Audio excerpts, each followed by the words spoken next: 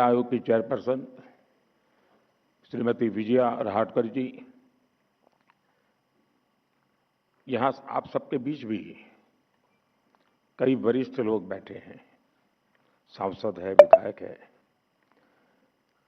हमारी लोकसभा के पूर्व स्पीकर आदरणीय मीरा कुमार जी भी हमारे बीच है।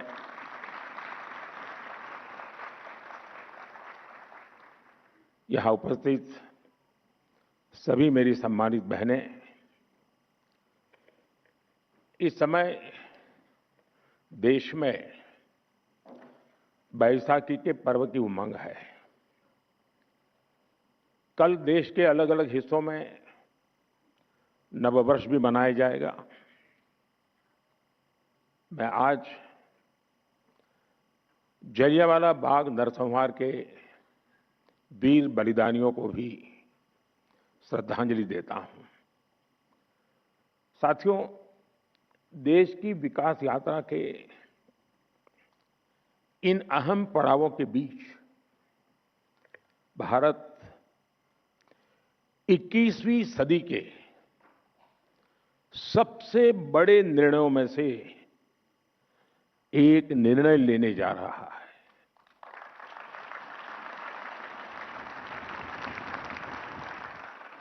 मैं बहुत जिम्मेवारी के साथ कह रहा हूं कि 21वीं सदी के महत्वपूर्ण निर्णयों में से एक महत्वपूर्ण निर्णय यह है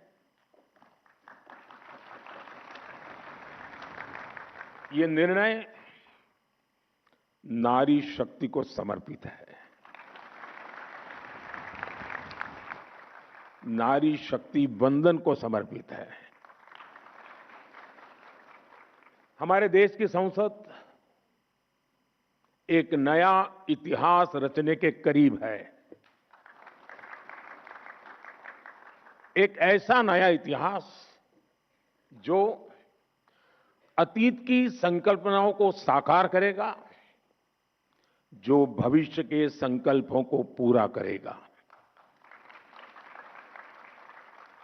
एक ऐसे भारत का संकल्प जो समता मूलक हो, जहां सामाजिक न्याय केवल एक नारा न हो, लेकिन हमारी कार्य संस्कृति का, हमारे वर्क कल्चर का, हमारी निर्णय प्रक्रिया का स्वाभाविक हिस्सा हो।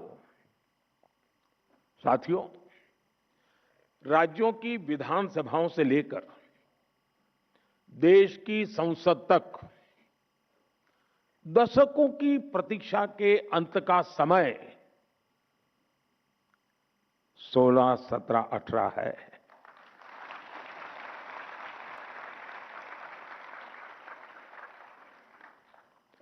दो 2023 में नई संसद में जो नया भवन निर्माण हुआ, उसमें हमने नारी शक्ति वंदन अधिनियम के रूप में प्रथम कदम उठाया था। वह समय से लागू हो सके, महिलाओं की भागीदारी हमारे लोकतंत्र को मजबूती दे, इसके लिए 16 अप्रैल से संसद के बजट सत्र की विशेष बैठक का आयोजन होने जा रहा है। और उसके पहले आज नारी शक्ति वंदन का ये कार्यक्रम, मैं इसके लिए, इस कार्यक्रम के जरिए हमें देश की कोटि कोटि माता बहनों का आशीर्वाद मिल रहा है। और मैं इस कार्यक्रम में आपको कोई उपदेश देने नहीं आया हूं, न ही मैं आपको जगाने आया हूं। मैं आज आया हूं आप सबके, देश की कोटि कोटि माताओं बहनों के आशीर्वाद लेने के लिए।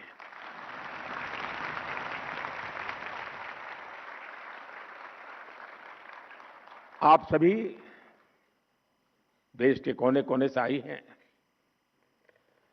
मैं आपकी इस उपस्थिति के लिए, इस महत्वपूर्ण काम के लिए आपने जो समय निकाला है, इसके लिए आपका हृदय से अभिनंदन करता हूं।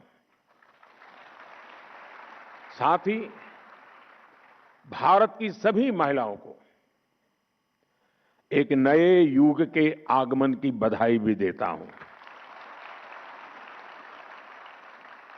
साथियों, लोकतांत्रिक संरचना में महिलाओं को आरक्षण देने की जरूरत दशकों से हर कोई महसूस कर रहा था, चर्चा भी होती थी। इस विमर्श को करीब करीब 4 दशक बीत गए, 40 साल बीत गए।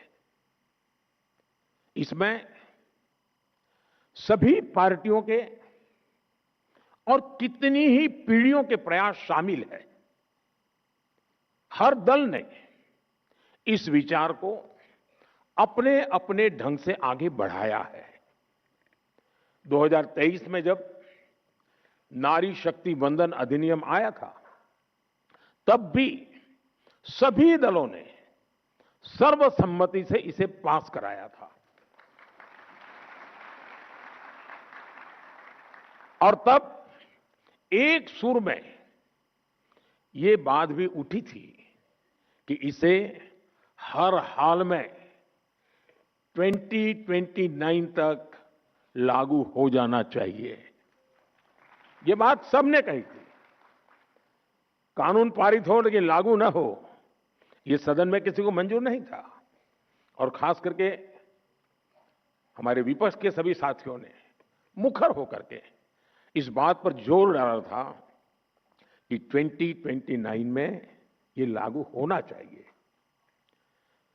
2029 की समय सीमा को ध्यान में रखते हुए सरकार ने, क्योंकि विपक्ष ने जो बात रखी थी हमारे लिए वो बात भी गंभीर होती है, और इसलिए हम लगातार विचार विमर्श करते रहे, मंथन करते रहे, नए नए रास्ते खोजते रहे।